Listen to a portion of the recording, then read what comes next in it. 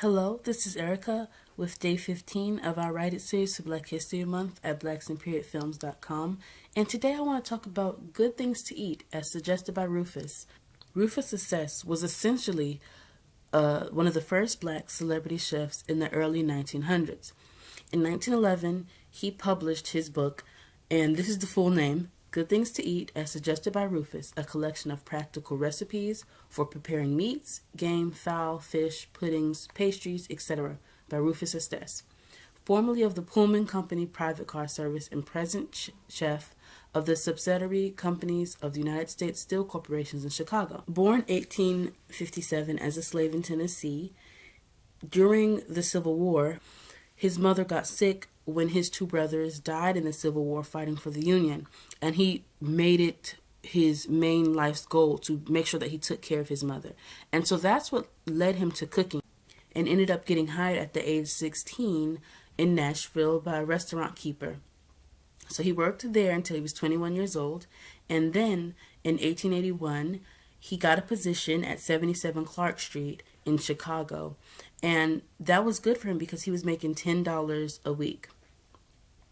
In 1883, he entered the Pullman service. Now, just a quick history drop. The Pullman service was notorious for hiring black men. It was one of the most prestigious jobs you could get at that time. You had to be college educated, and you basically were a luxury butler on trains. It was a very hard, tedious job, but because of the way they were being paid, it became a job that was looked up to in the black community. After he entered the Pullman service, he remained there until 1897. But while he was there, he became very well known, and they put him in a specific train car so that he could cook for all of the celebrities and people that went through. I want to see a film about his life, or even a series, because he did achieve a lot. Really interesting to me, the fact that because he was employed by the Pullman service, he traveled all over the world. In 1894, he sailed from Vancouver on the Empress of China with Mr. and Mrs.